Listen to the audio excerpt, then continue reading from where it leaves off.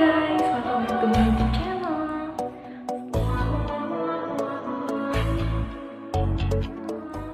Setelah sekian lama, sekian purnama, akhirnya aku bikin video lagi gitu.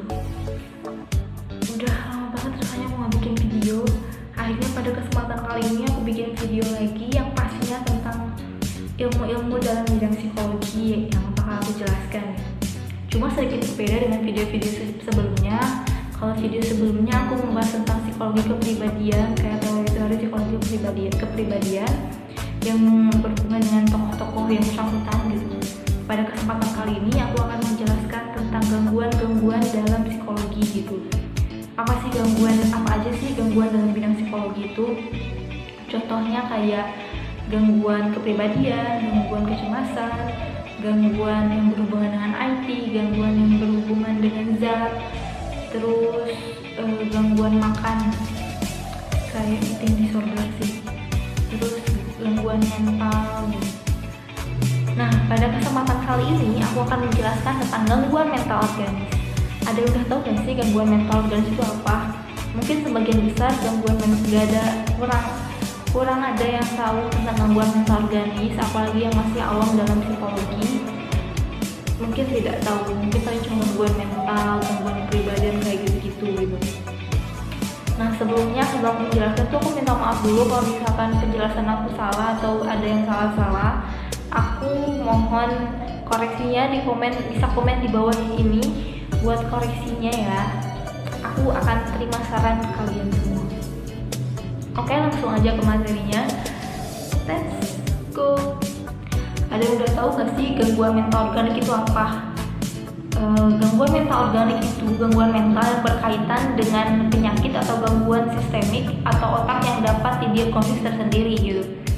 Kayak gangguan mental simptomatik, di mana pengaruh terhadap otak merupakan akibat sekunder dari penyakit atau gangguan sistemik di luar otak gitu.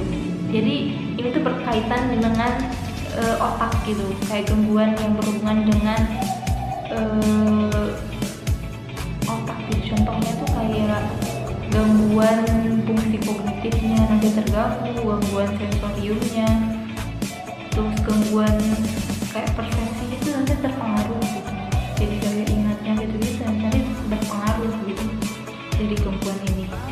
Yang ditulis oleh Mrawis dan Albert, itu gangguan organis itu merupakan gangguan jiwa yang psikotik dan non psikotik yang disebabkan oleh gangguan fungsi jaringan otak gitu. Nah, apa aja sih yang ada dalam gangguan mental organis ini? Contohnya gitu. Jadi contohnya tuh kayak ada demensia, delirium, dan apa ya lagi tuh? Ya sama gangguan amnestik gitu, contoh-contoh besarnya lah. Sebelum aku menjelaskan tentang ketiga itu, aku akan menjelaskan ciri-cirinya terlebih dahulu. Jadi ciri-ciri gangguan mental organis itu yang pertama penurunan fungsi intelektual dan ingatan. Yang kedua yaitu gangguan dalam berbicara dan berbahasa. Terus disorientasi ruang, waktu, dan orang.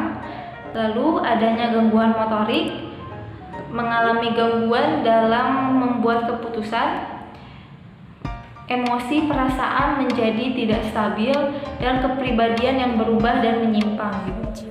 Jadi ini berhubungan sekali dengan otak kita gitu, dengan saraf otak kita, kayak dari daya ingatnya, sensornya, kayak gitu. Terus kayak kepribadiannya yang menyimpang. Mungkin kalian penasaran penyimpangan kepribadian itu kayak apa? Aku nggak akan membahas tentang itu, tapi teman-temanku yang lain ada yang membahas tentang gangguan kepribadian. Kalau kalian mau bisa komen di bawah, nanti aku share linknya. Banyak sih kayak ada gangguan kepribadian, gangguan kecemasan yang lainnya.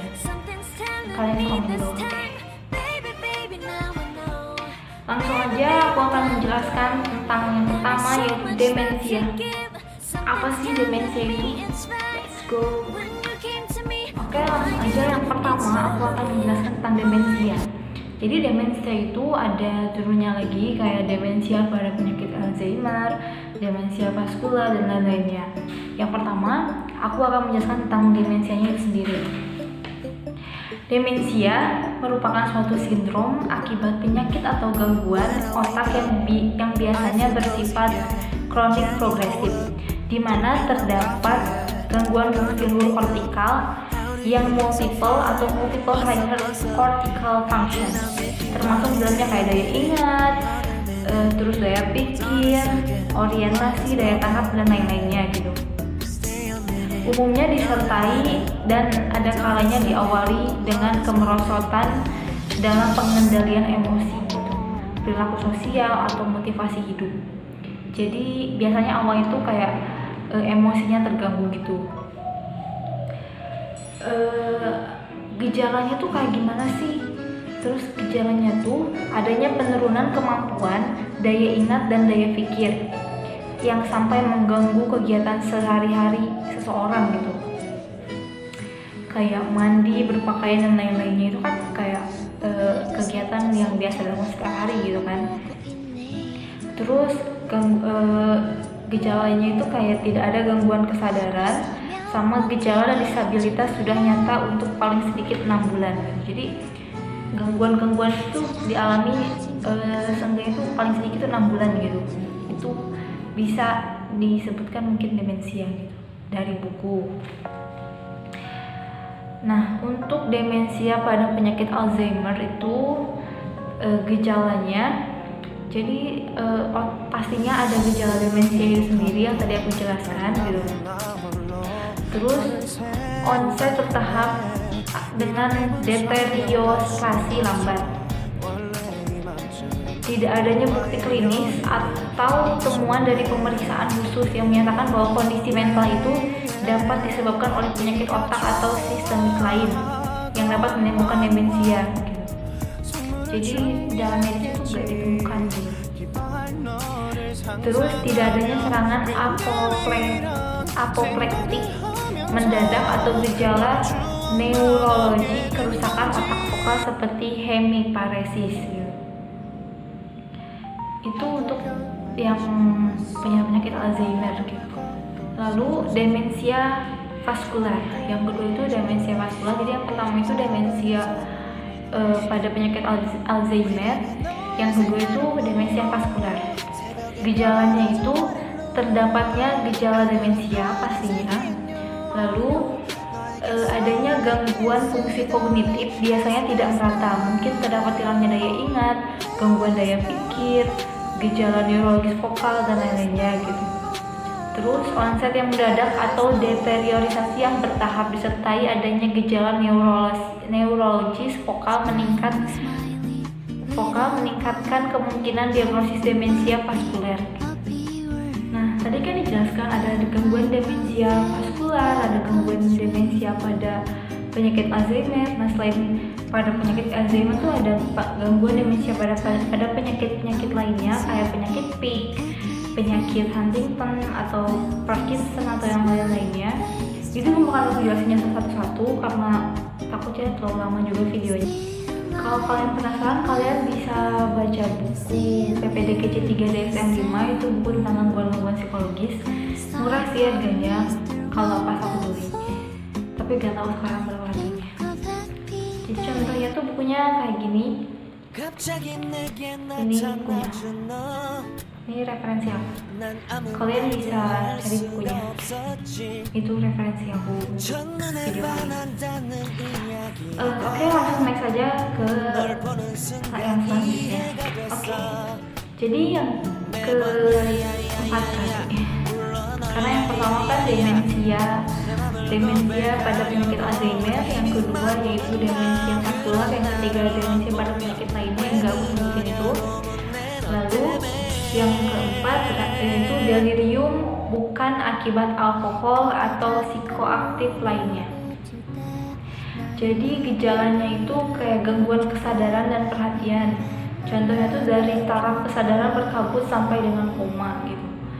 Menurunnya kemampuan untuk mengarahkan, memusatkan atau mempertahankan dan mengalihkan perhatian gitu. jadi perhatiannya tuh terganggu gitu. Terus gangguan gejala lainnya itu gangguan kognitif secara umum gitu, kayak distorsi persepsi, ilusi dan halusinasi gitu. Terus adanya gangguan daya pikir, pengertian abstrak gitu. Terus adanya gangguan daya ingat kayak jarak pendek gitu, jangka pendek, kayak amnesia jangka pendek gitu. Terus disorientasi waktu, pada khususnya yang berat terdapat juga disorientasi tempat dan orang. Ada gangguan psikomotornya, gangguan siklus tidur bangunnya, gangguan emosional, dan yang lain-lainnya gitu. Nah, yang selanjutnya yaitu sindrom amnesik organik bukan akibat alkohol dan zat psikoaktif lainnya. Jadi gejalanya itu adanya gangguan daya ingat, seperti daya ingat jangka pendeknya terganggu gitu. Terus riwayat adanya cedera atau penyakit pada otak. Jadi itu tuh bisa menyebabkan sindrom amnesik organik itu sendiri. Nah, jadi setiap gangguan itu pasti ada cara penyembuhannya juga gitu. Apa aja sih? Pasti bertanya-tanya juga bagaimana cara penyembuhannya. Sebenarnya itu bukan hal yang mudah, bagaimana perspektif orang-orang penderita tersebut. Ya, semua gangguan juga seperti itu, kayak gimana niat orangnya untuk sembuh itu. Namun secara umum tuh kayak di dalam buku-buku itu ada cara penyembuhannya juga gitu. Contohnya delirium, yaitu dengan cara memberikan bantuan fisik kayak untuk mengurangi gangguan dasar dari delirium itu dengan memberikan bantuan fisik, sensorik, dan lingkungan. Dan untuk psikosis dan insomnianya ini bisa disembuhkan atau memerlukan pengobatan dari farmakologis gitu. Jadi memerlukan obat-obat gitu, kayak insomnia kan butuh obat tidur kayak gitu. Dari buku yang aku baca gitu, dari sumber yang aku baca. Lalu demensia itu memerlukan pendekatan pengobatan yang umum, yaitu untuk memberikan perawatan medis, suportif, bantuan emosional untuk pasien dan keluarga, dan pengobatan farmakologis untuk gejala perilaku yang mengganggu. Jadi butuh dorongan untuk mau diobati secara farmakologis. Dan untuk gangguan amnesik itu sendiri itu dengan pendekatan utamanya dengan mengobati penyebab dasar dari gangguan dasar amnesik tersebut setelah resolusi episode amnesik, atau dengan cara psikoterapi seperti kognitif psikodinamika atau suportif dapat membantu pasien menerima pengalaman amnesik ke dalam hidupnya. Oke guys, cukup sekian video yang dapat saya sampaikan. Mohon maaf kalau masih banyak kurangnya. Kalau misalnya mau ditambahkan atau ada yang salah, bisa koreksi dan komen di bawah ini untuk menambahkan. Terima kasih. Jangan lupa like, comment, share, and subscribe. Karena subscribe itu gratis. Nanti di sini ada tombolnya. 절대로 벗어나지만 내 frame 부피가 커진 내 감정이 100% 너로 차올라내 품에 come on in